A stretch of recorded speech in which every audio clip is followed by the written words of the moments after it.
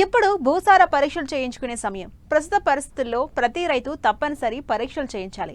గత కొన్ని సంవత్సరాలుగా వాడిన రసాయనిక ఎరువుల వల్ల భూమిలో పోషకాల సమతుల్యత లోపించింది. దీంతో పెట్టుబడులు పెరుగుతున్నాయి తప్ప దిగుబడులు పెరగట్లేదు.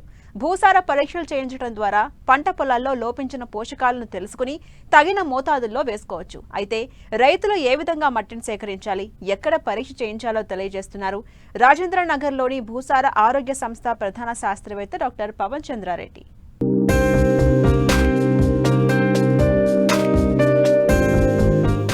సాగు విషయంలో రైతులు విచక్షణారహితంగా వ్యవహరించవద్దు. తమ వ్యవసాయ భూమికి ఎలాంటి ఎరువులు వాడాలో తెలుసుకుని అందుకు అనుగుణంగా ముందుకు సాగాలి. నేలల్లో ఉన్న పోషక పదార్థాలతో పాటు అదనంగా వేసిన సేంద్రియ మరియు రసాయనిక ఎరువుల్లోని పోషకాలను మొక్కలకు అందచేసి పంట దిగుబడికి దోహదపడతాయి. కాబట్టి నేలల్లో ఉన్న భూసారాన్ని తరచూ తెలుసుకోవడం ఎంతో అవసరం. తద్వారా ఎరువుల వాడకంలో అనవసరమైన ఖర్చులు చేయకుండా భూసారాన్ని కాపాడుకుంటూ అధిక దిగుబడులను పొందవచ్చు. దీనికి సంబంధించి రైతులు తమ పొలంలోని మట్టిని పరీక్ష చేయించుకుంటే మంచిది.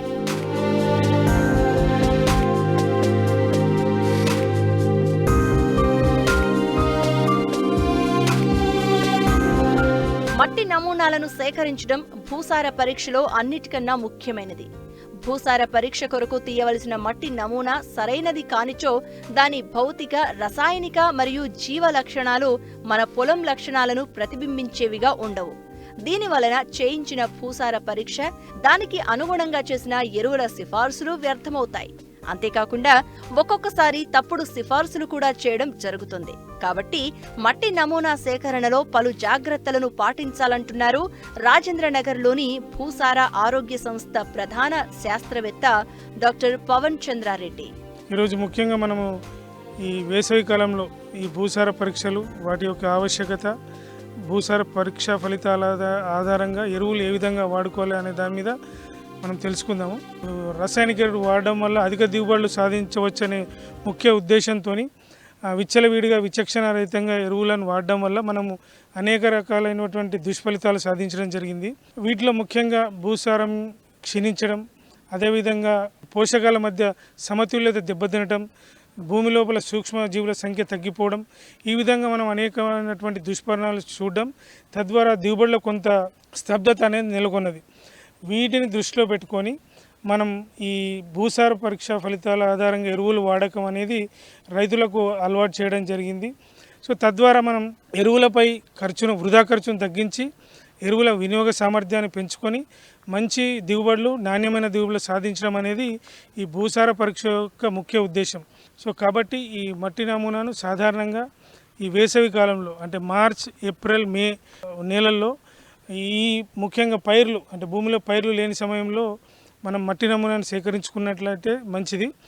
ముఖ్యమైన అంశాలు దృష్టిలో పెట్టుకోవాలి. మనం సేకరించినటువంటి మట్టి నమూనా మన నేలకు ప్రాతినిధ్యం వహించేది ఉండాలి. అంటే మనము సాధారణంగా ఒక 0.5 హెక్టార్ను ఒక యూనిట్గా తీసుకొని, అంటే నేల అంతా ఒకే విధంగా ఉన్నప్పుడు ఒక 0.5 హెక్టార్ను ఒక యూనిట్గా తీసుకొని మట్టి నమూనాను సేకరించుకోవాలి. అదేవిధంగా ఏదైతే మట్టి నమూనాను సేకరించడమో దానిపైన ఈ రైతు యొక్క అన్ని పూర్తి వివరాలు కూడా అందజేయాల్సి ఉంటుంది. అయితే ఈ మట్టి నమూనాను సేకరించేటప్పుడు మనము పార కానీ, గడ్డపార ఇటువంటి మన పరికరాలను ఉపయోగించుకొని భూమి పైభాగంలో ఒక 15 సెంటీమీటర్ల, అంటే మనము నాగలి లోతు, అంటే నాగలిసాల లోతులో 15 సెంటీమీటర్ల లోతు నుండి మట్టి నమూనాను సేకరించుకున్నట్లయితే మంచిగా ఉంటుంది. అదేవిధంగా ఈ మట్టి నమూనాను సేకరించుకున్న తర్వాత దాదాపు 0.5 హెక్టార్ను ఒక యూనిట్గా తీసుకొని దాంట్లోపల ఒక 10 నుండి 12 ప్రదేశాల్లో ఈ మట్టి నమూనాను సేకరించుకొని ఆ మట్టిని సేకరించిన అన్ని నమూనాలు కూడా ఒక దగ్గర తీసుకొని దాన్ని మనం క్వార్టరింగ్ పద్ధతి అంటాం. అంటే తీసుకున్న మట్టి నమూనాలను ఒక ప్లాస్టిక్ సంచి పైన పరిచి దాన్ని 4 భాగాలుగా విభజించి ఎదురెదురు భాగాల్ని తీసివేసి మళ్ళీ దాన్ని కలిపేసుకొని మళ్ళీ ఈ ప్రక్రియను కొనసాగించి చివరికి మనకు ఒక 1/2 కిలో మట్టి నమూనా వచ్చే విధంగా చేయించుకోవాలి. పండ్ల తోటలకు అనువైన నేలలను గుర్తించేటప్పుడు సాధారణంగా పంటను బట్టి 4 నుండి 5 అడుగుల లోతు గుంటను తవ్వాలి. ప్రతి అడుగుకు కొంత మట్టిని సేకరించి భూసార పరీక్షకు పంపాలి. పండ్ల తోటల విషయంలో ఎకరాకు 2 నుండి 4 చోట్ల మట్టి నమూనా సేకరించాలి. సేకరించిన మట్టిని బాగా నీడలో గాలికి ఆరబెట్టి మంచి ప్లాస్టిక్ బ్యాగులో కానీ గుడ్డ సంచిలో కానీ నింపి సమీపంలోని వ్యవసాయ శాఖకు సంబంధించిన భూసార పరీక్షా కేంద్రానికి పంపాలి. అదేవిధంగా కొన్ని పంటలు వేరు వ్యవస్థల్లో లోపలికి వెళ్ళే వేరు వ్యవస్థ కలిగినటువంటి పైర్లకు మనకు 30 సెంటీమీటర్లు కానీ 60 సెంటీమీటర్లు, అదేవిధంగా మనము ఈ పండ్ల తోటలు కానీ ఇటువంటివి సాగు చేసుకున్న నీళ్ళల్లో అయితే మనం 1-2 ఫీట్ల నుండి 3 ఫీట్ల నుండి కూడా మట్టి నమూనాలు సేకరించాల్సి ఉంటుంది. అదేవిధంగా కొన్ని ముఖ్యమైన అంశాలు ఏంటంటే, ఈ మట్టి నమూనాకు సేకరించేటప్పుడు మనము సరైనటువంటి ప్లాస్టిక్ కవర్లు కానీ గుడ్డ సంచులు కానీ ఉపయోగించాలి. అదేవిధంగా మనము ఎరువులు వేసిన వెంటనే కూడా ఈ మట్టి నమూనాలు సేకరించకూడదు. సాధారణంగా పొలం నేల లోపల మధ్య భాగం నుండి, అంటే గట్ల వెంబడి కానీ చెట్లు నీడ ప్రాంతంలో కానీ కంపోస్ట్ వేసినటువంటి ప్రదేశాల నుండి కానీ ఈ ఎరువు నమూనాలు ఎట్టి పరిస్థితులలో కూడా సేకరించకూడదు. అదేవిధంగా సేకరించిన నమూనాలను వెంటనే మనకు అందుబాటులో ఉన్నటువంటి భూసార పరీక్షా ప్రయోగశాలకు వెంటనే పంపించాలి. రైతు యొక్క పేరు, గ్రామము, మండలము, జిల్లా, అదేవిధంగా సర్వే నంబరు, గతంలో సాగు చేసిన పంటలు, అదేవిధంగా నీటి సౌకర్యము, ఇప్పుడు సాగు చేయ పంటలు, ఇటువంటి అన్ని రకాలైనటువంటి అంశాలు కూడా పొందుపరచాల్సి ఉంటుంది. అన్ని రకాల మట్టి నమూనాలకు కొన్ని పరీక్షలు తప్పనిసరిగా చేస్తారు. వాటిలో ఉదజని సూచిక, లవణ సూచిక, లభ్య నత్రజని, భాస్వరం, పొటాషు, వీటితో పాటు సూక్ష్మ పోషకాలు కూడా మనకు పరీక్షలో ఫలితాలు తెలియజేస్తారు. ముఖ్యంగా ఈ ఫలితాలు మనకు ముఖ్యంగా ఉదజని సూచిక ఏంటంటే నేల లోపల పోషకాల లభ్యతను తెలియజేస్తుంది. అదేవిధంగా ఉదజని సూచిక అనేది నేల లోపల లవణాల శాతాన్ని తెలియజేస్తుంది. మనకు అదేవిధంగా ఈ నత్రజని, భాస్వరం, పొటాషు ఈ నేలలో లభ్య నత్రజని కానీ భాస్వరం, పొటాషు, అదేవిధంగా ఈ సూక్ష్మ పోషకాలు లభ్యత కూడా తెలియజేస్తాయి. అయితే మనకు ఈ భూసార పరీక్ష వల్ల ముఖ్యమైన ప్రయోజనాలు ఏంటంటే, వాటి ఫలితాల ఆధారంగా నేల యొక్క సారవంతం ఏ విధంగా ఉందో తెలుస్తుంది.